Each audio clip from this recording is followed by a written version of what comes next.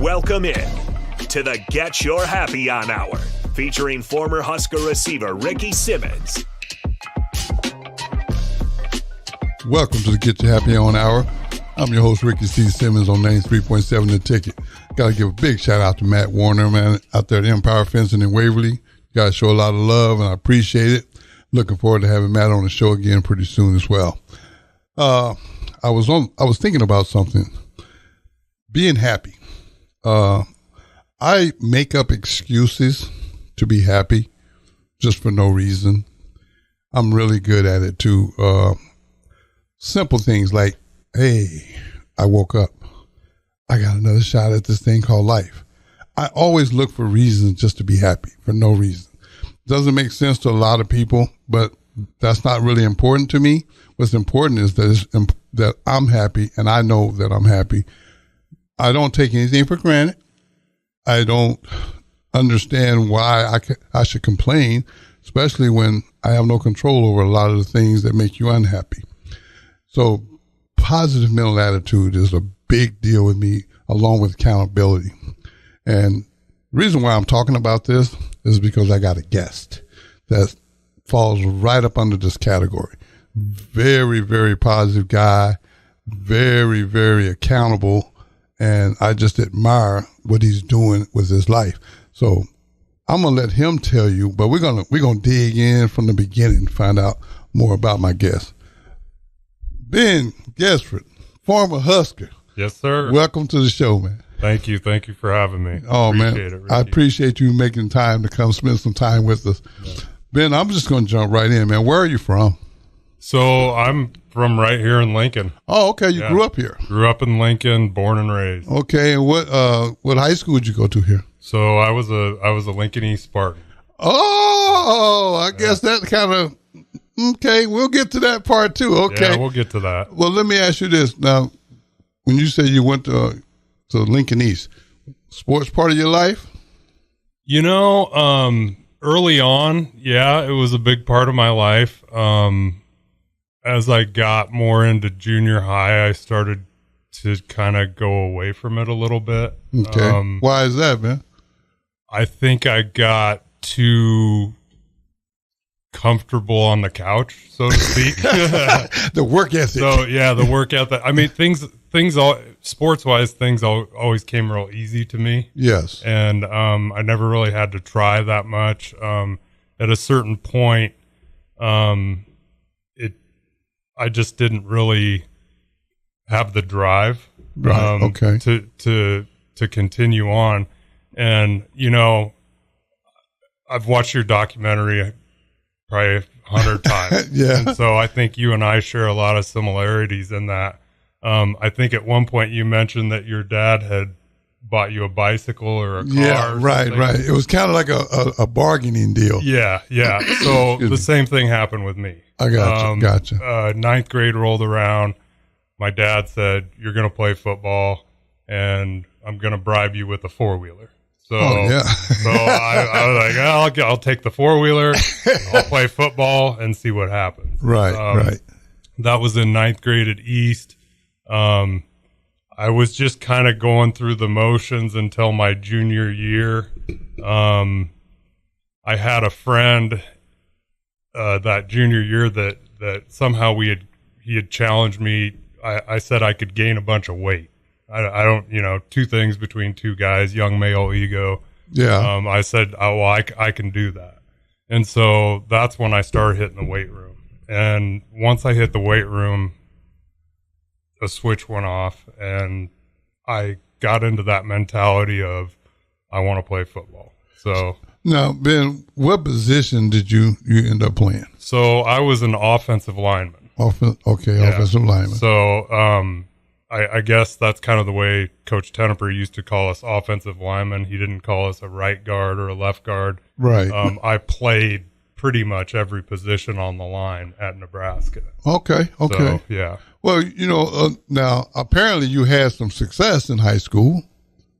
That senior year really was my only year to show off. Yeah. And between the weight gain that I had that I had proven that I could do, And between that and just what I did on the field, I was lucky enough to get a walk-on offer to Nebraska. So. Okay, and that was going to be my next question. So what made you want to go to Nebraska? I'm just curious. So I did have some scholarship offers from some smaller schools and some other places.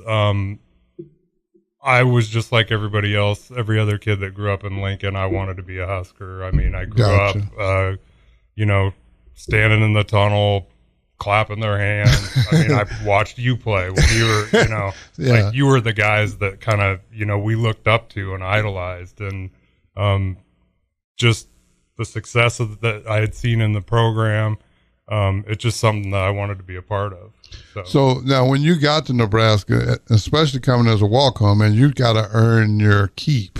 Yeah. Because I remember that part, man. Walk-ons had to work, seemed like a little harder than the scholarship guys. Yeah. That's just an observation. Yeah, definitely. You walk in and you have a chip on your shoulder. Correct. Because you don't think that they believed enough in you to give you a scholarship. Right. And so you just have to work that much harder.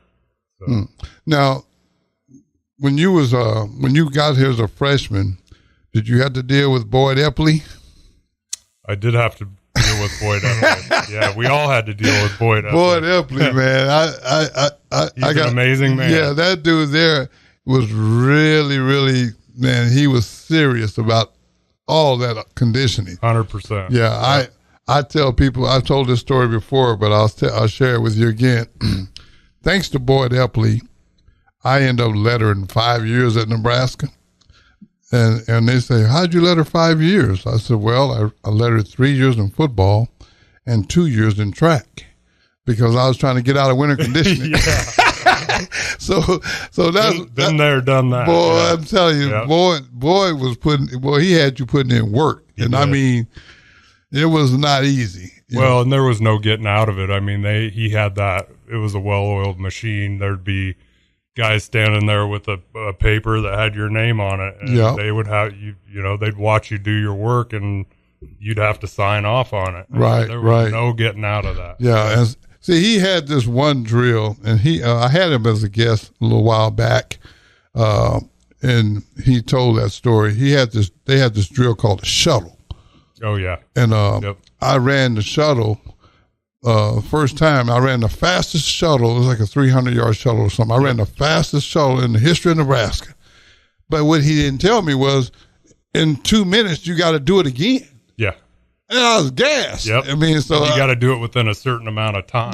Exactly. I was like, come on, boy, man. Well, and then if you miss that, then you go into a week-long training session where you can't practice, and you're just conditioning that whole week. Yes. Getting ready for the next shuttle that you have to pass before they'll allow you to practice. Man, that thing and that mile and a half run. Oh yeah. Yep. I had a teammate named Jeff Merle. He's from Huntsville, Alabama. Yep. Nose tackle. And Jeff, we came in as freshmen together, and so we ran the mile and a half. And I ran with him because he was having a hard time. He called me Tex. He's like, Tex, I don't understand why I got to run a mile and a half. I don't know any football fields a mile and a half long. I'm like, hey, man, this is part of the deal. I'll run with you. We'll get through it. Yeah. So, I mean, Boyd had some things in place. I mean, they were effective and they worked because, I mean, we were better conditioned than most teams we faced. Yep. But man, the process. And Coach Osborne, he always used to say, you got to pay a higher price than the other team. Yes. And that's what we did. I made a joke about Coach Osborne too. I understand why it's called Tom Osborne Field. Yeah. Because he's running around that field. Oh, all the time. He's always running laps around the field. All the time. One day after practice, you know how they used to make you run like a couple of laps before you go to the weight room? Sure. Me and Irvin Fryer we were pulling up the rear, man, on the laps. Yeah. Dave Remington passed us. And Coach Osborne passed us, and he slowed down. He never looked at us, but he was talking to us, but he was looking straight ahead. And he was like real subtle about it. He says, You know, I don't understand how two of my fastest guys are getting lapped by Dave Remington. Yep. And then he just jogged on off, you know. He had that way about him. Yeah. Yep. He had a way of letting you know that he's watching he's there. And he knows that you're not giving it all you can give it.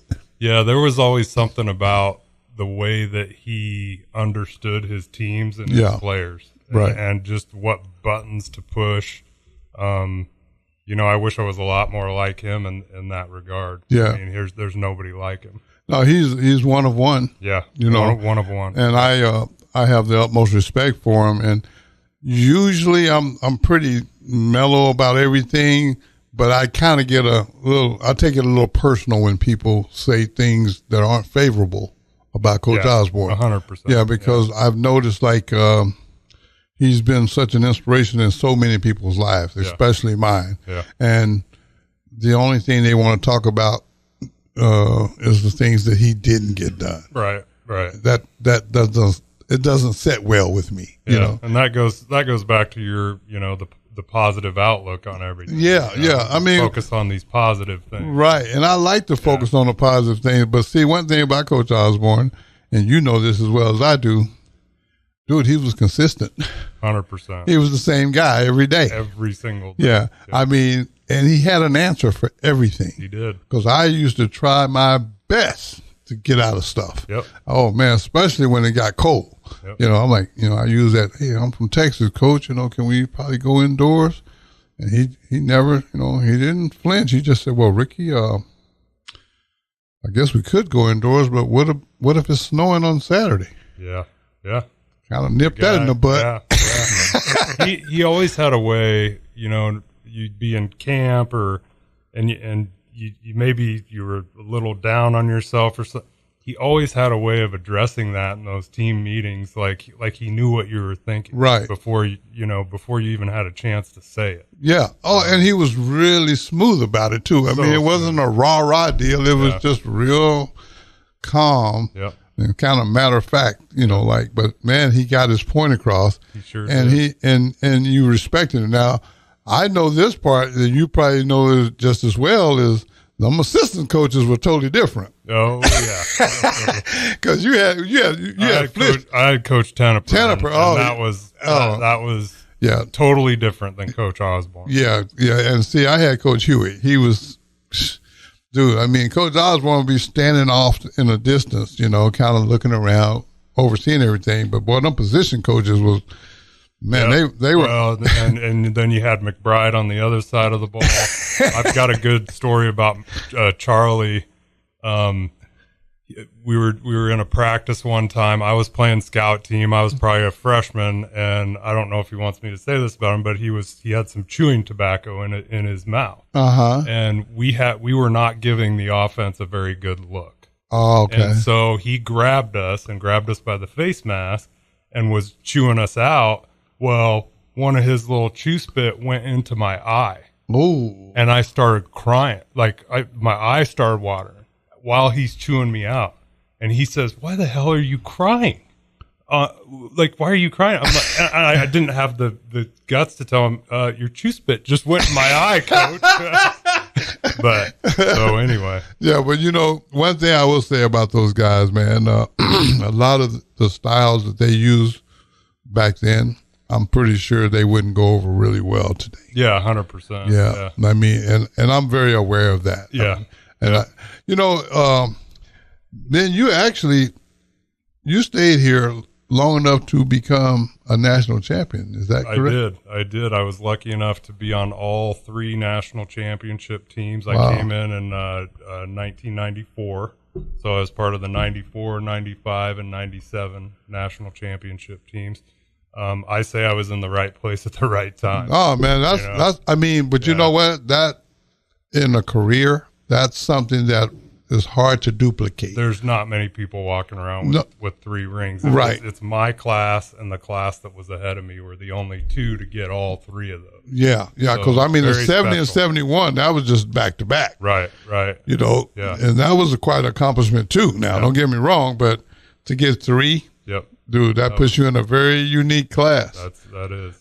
What was it like though, man? Just preparing, you know, knowing that, you know, And I kind of I got a feel of that in the 83 season, but what was it like knowing that everybody's giving you their best shot every week? You know, we practiced so hard, and our team was so good that the practices were harder than the games.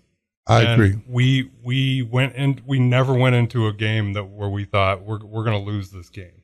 Right. It was, how quickly are we going to dominate this team so we can get the backups to play? Right. That's how you build a team, is you get everybody involved. The second string, third string, and a lot of times the second string would come in, they're just as good as the first string. That's true. And I was going to say, let's take a quick break, and then we'll come back and get on this. Hey, don't go anywhere. This is 93.7 The Tickets to Get You Happy on Hour.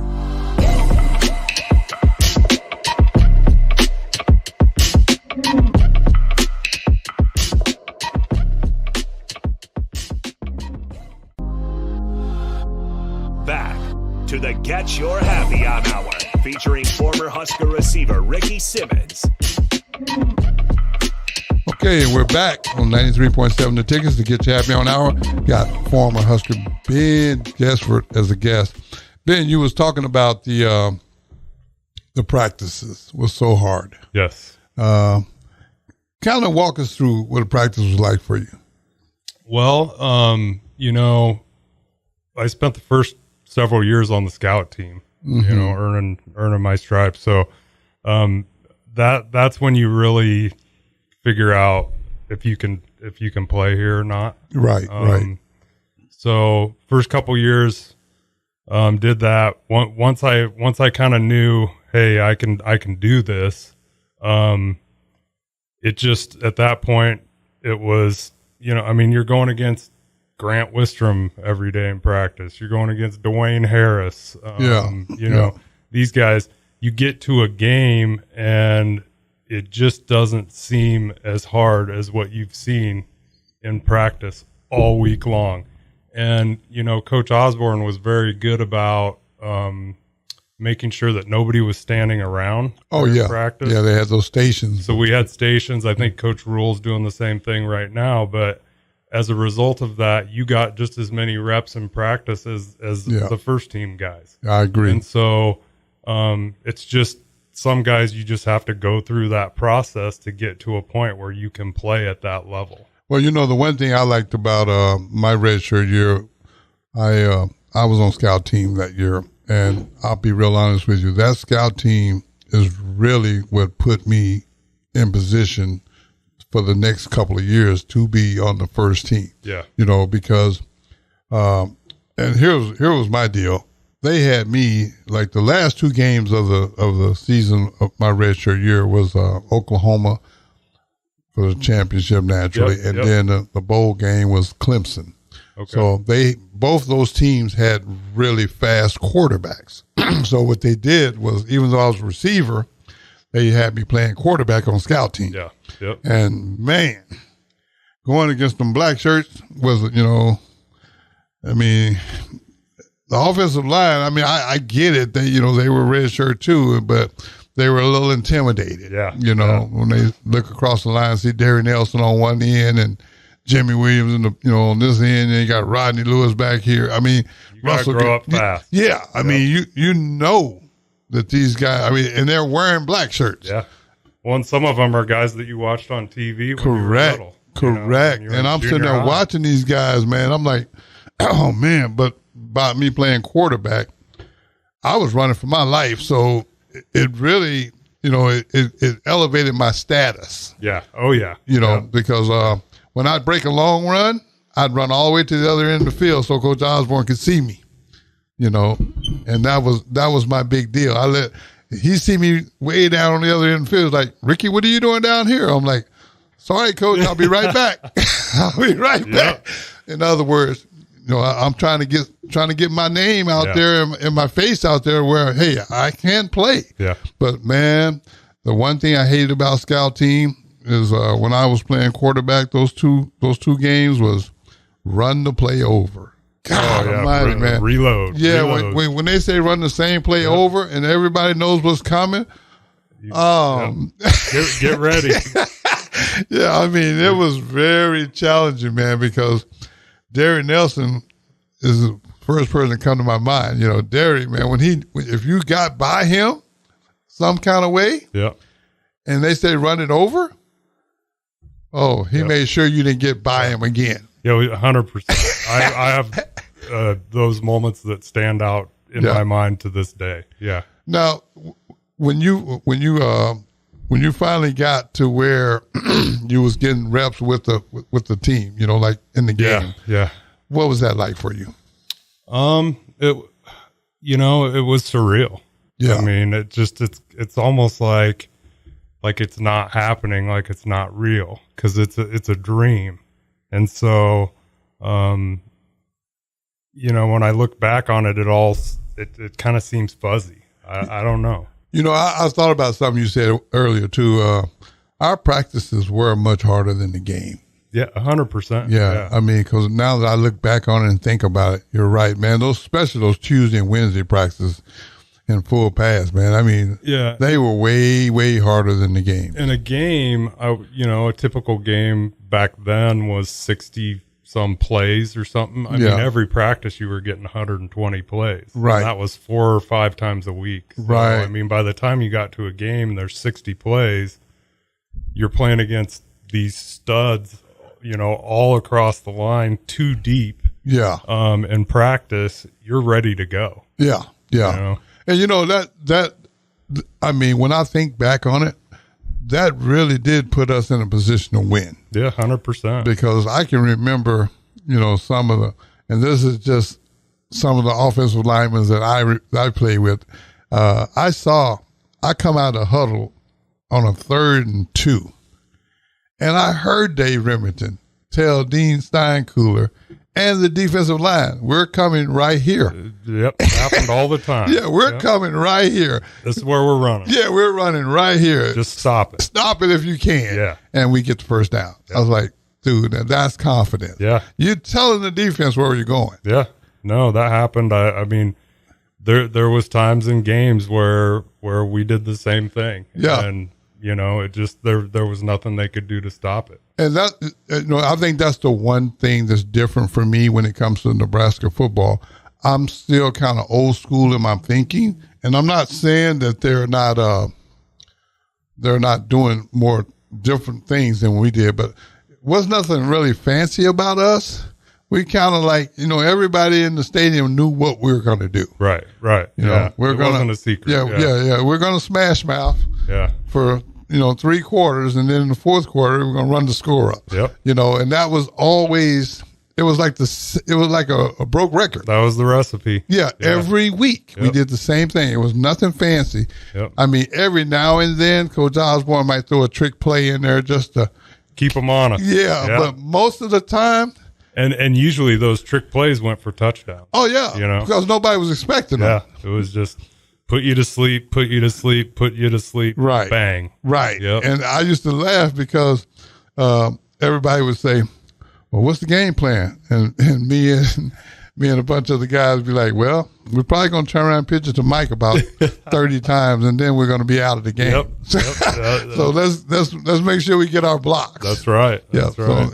But now when you play, who was your running back and your quarterback? So I was lucky enough, being down there between 94 and 99, we had, I got to know Lawrence Phillips, Carell Buckhalter, Amon Green. Oh yeah, you had some studs. We had studs the whole time I was there. Right. At running back, at quarter, really everywhere on the field, we had studs. Now, who was your quarterbacks? You had Tommy. So Tommy, we started out with Tommy, and then Frost, and then eventually Crouch. Yeah. So you got So my senior year was Coach Solich's first year. So, I was actually got to experience Coach Osborne and the tail end of his career, and then the beginning of Coach Solich's career. So my senior year was his first year as head coach. Wow. And so, and let's see this, we started that year with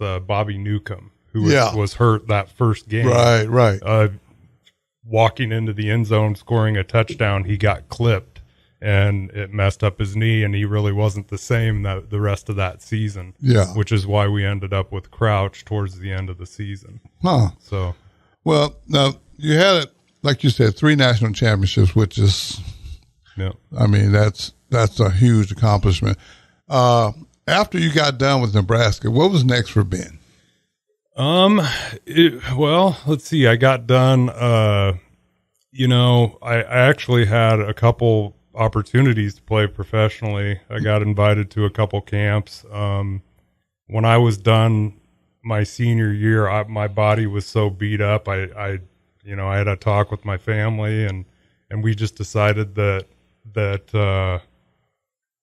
maybe it wasn't the best thing for me phically. Gotcha. And so, just started, I actually, since I walked on, I actually earned a scholarship after my sophomore year. Oh, okay. Yeah. And so, I had a scholarship. Well, as part of the NCAA rules at the time, you could have a scholarship for 5. You could be at a university for 6 years, and you could have a scholarship for 5 of those 6 years. Yes. And so when I got done playing and decided, hey, I'm hanging up the cleats, I'm not going to play professionally. Nebraska was kind enough to extend that scholarship, even though I wasn't playing. Oh, okay. And so I was able to go back and get a second degree in biology. And so I started. I did that.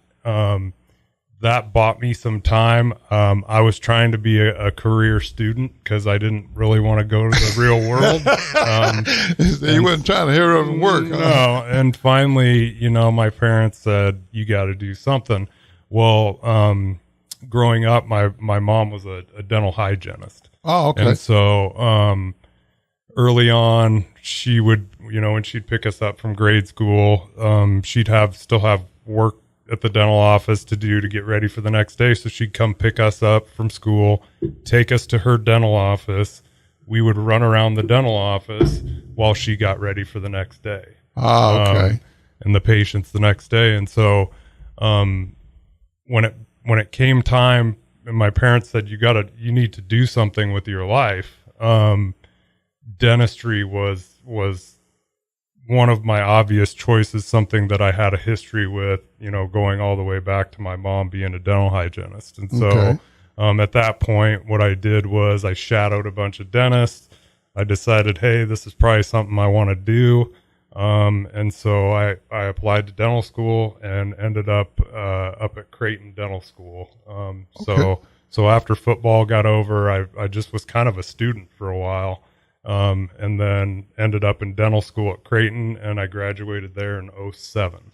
So. Now, since you graduated, what have you been doing with did you become a dentist? Or? So yeah, I became a dentist, and I started out down in Kansas City, practiced down there for about a year and a half. Okay. I knew that Lincoln was where I wanted to come back to and raise my family. And so that year and a half I was down in Kansas City, I was always coming back every weekend, not number one, going to games and stuff, but I was looking for the right fit as far as the dental office. And so I ended up hooking up with another former Husker, Dr. Don Fricke. He's old school. Okay. I think he might have played with Coach Osborne. Oh, okay. Gotcha. Or was that vintage, I guess. Gotcha. Coach Osborne was at Hastings College. But anyway. And so that ended up being the right fit. Ended up moving back to Lincoln. The rest is history. Been growing the dental practice ever since. So tell us, okay. Tell us, Okay. Tell us about the dental practice that you're doing now. So we started. It's called Williamsburg Dental, and we started out in Williamsburg, which is 40th and Old Cheney area. Okay. Started out down there with one practice. Partnered up with another doctor. Fast forward to today. We've grown this practice to 6 locations. We have 5 locations in Lincoln, and then we have 1 in Crete. Okay. And so, basically when I was down in Kansas City, I took that as it was kind of an education of what I didn't want to do in dentistry. It was more of a corporate dentistry. Okay. Gotcha. And it was more about money. Yeah. And so when I moved back to Lincoln, I mean, the slogan of our dental practice is treat everybody like family.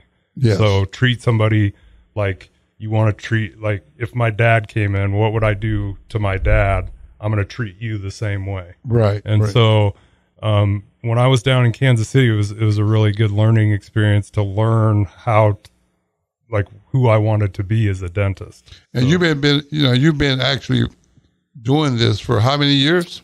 So let's see, 07 till now. So, wow. Yeah. So 17 years. And you have how many practices here? Six practices. Yeah. Well, that sounds successful to me. But I happen to know that you also have another passion. That's right. Which is coaching Caleb and the guy.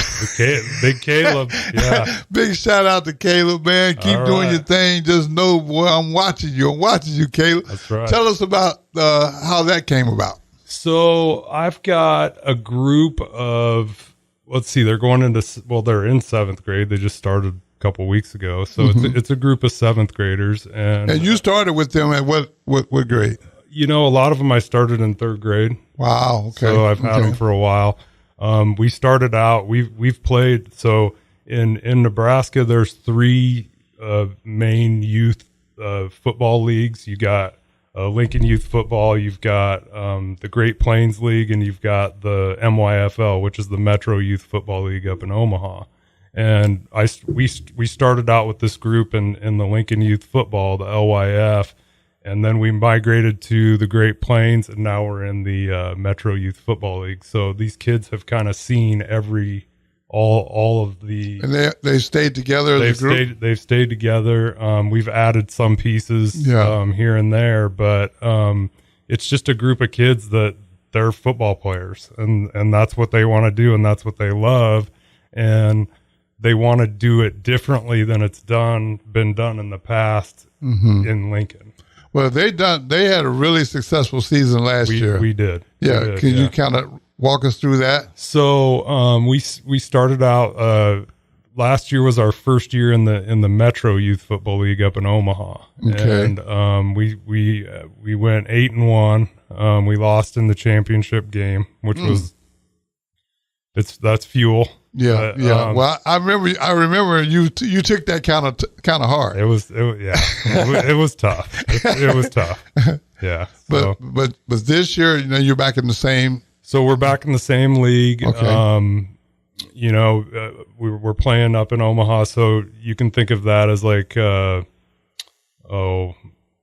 Papillion, Omaha West Side, all the Omaha schools. You got Millard North, Millard West. There's just some really, really good talent up there. And we've got some of the Iowa schools. So, like Thomas Fidone's former school, Council Bluffs, Lewis Central. Okay. Abraham Lincoln's in it too. So we've got Iowa schools, we've got Nebraska schools. I think we had 4 state champions between Nebraska and Iowa last year. So this is really competitive tackle football. It's competitive tackle football. Yeah. Wow. We play on 100-yard fields, and everything is high school rules, high school refs. Wow. We're getting these kids ready for the next school. level. Yeah, we're it's all about just developing the kids. Right. So. Well, this will definitely give these kids an opportunity to see if this is really what they want to do. 100%. Yeah. I mean, because you can't be out here half doing stuff. No. Because you'll get your hat handed to you. And Ricky, you came out and talked to the group last year, and I'm coming back this year. We gotta. So that was one of on my agenda for today. We gotta get you back out and see the team. But talking about, you started the show off with positivity. Your message last year was more of the same, positive. And I had one young man's mother called me, I want to say 4 or 5 days after you came to spoke to the team. And she said, what did this Ricky Simmons do to my son? He has basically changed his life. And he's now not drinking soda. He's going to class. He listens to me, all these things. And so, I just want to thank you for coming out and doing that and being willing to do that and spread that message. Well, so, I appreciate that. That's very humbling. And yes, I will come back. Okay. Yeah, awesome. You don't got to worry about that. Okay. We're going to take one more break, and we're going to come back and wrap this up on 93.7 The Tickets to Get You Happy on Hour. Don't go anywhere.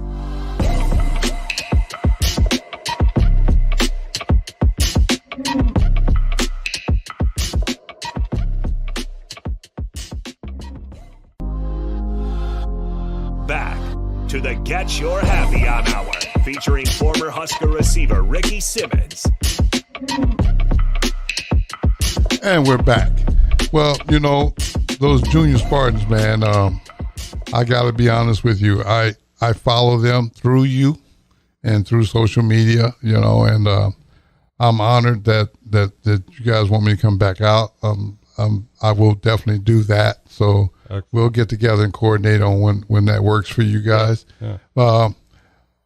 How difficult is it to keep the team focused? I'm just kind of curious. Well, very difficult. Yeah, because they're just so young. They're just at that age, yeah. And this is going to be a tough year, 7th grade, because you've got body types all across the board. You've got kids that have completed puberty. You've got kids that haven't even started puberty, and you got everything in between. Right. So this is a very challenging, very much a mental year for these kids. So, yeah, I call it distractions. They seem to have more distractions. Yeah, they do.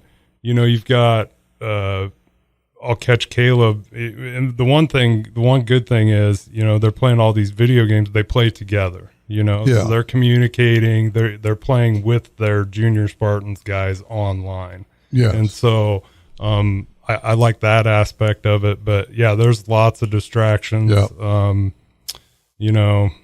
I don't know. It's just that age. Yeah. Well, I'm going to say it like this, and I'm going to say it so you don't have to say it. Okay. They're going to have distractions that are just natural. Yeah. Whether it be little girls, whether it be, some lose interest, some, You got some family stuff going on. Oh, yeah. Everywhere too. Everybody's got family stuff. Right. And that's the part, those are the things that I was trying to get to, where you don't know. I mean, you see them in practice. Yeah.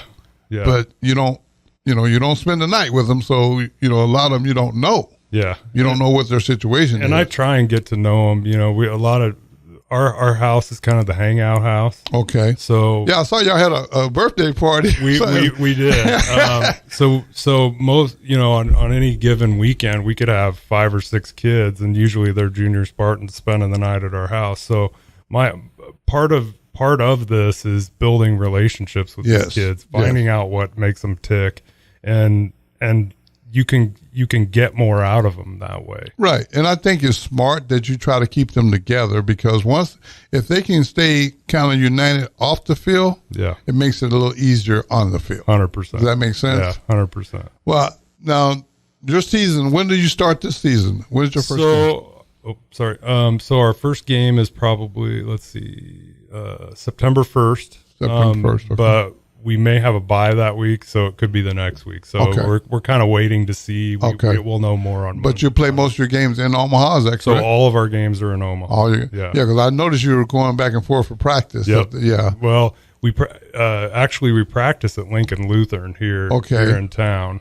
But we'll have all of our games will be in Omaha and the high school fields up there. Okay. So, okay. Yeah. Well, I was just thinking, man, first of all, I want to thank you before I run out of time. I want to thank you for being a guest. Thanks for having me. Oh, man, it's my pleasure. And I am really looking forward to coming back out and speaking to the team, because it does me just as much good as it does them. Because at the end of the day, I just want to see people be successful. Sure. And you guys put in a lot of work. So I just want to make sure I give you your credit. We got one last question for you before we wrap the show up. Lay it on me. Okay. With all the dentistry, coaching the junior Spartans, what does Ben, or how does Ben get his happy on? I get my happy on being around the junior Spartans. Gotcha. Being around the kids, interacting with them, getting to know who they are. That's what makes that's how I get. So hanging out with the team. Yeah, 100%. Okay. Yep. Well, hey, again, I want to thank you, man, for being my guest, and I want to thank everyone that tunes in. I always wrap my show up the same way every week, so I'm not going to be no different tonight. Every day you blessed to say it's just another day in paradise, and no matter what, you got to get your happy on. We'll see y'all next Sunday.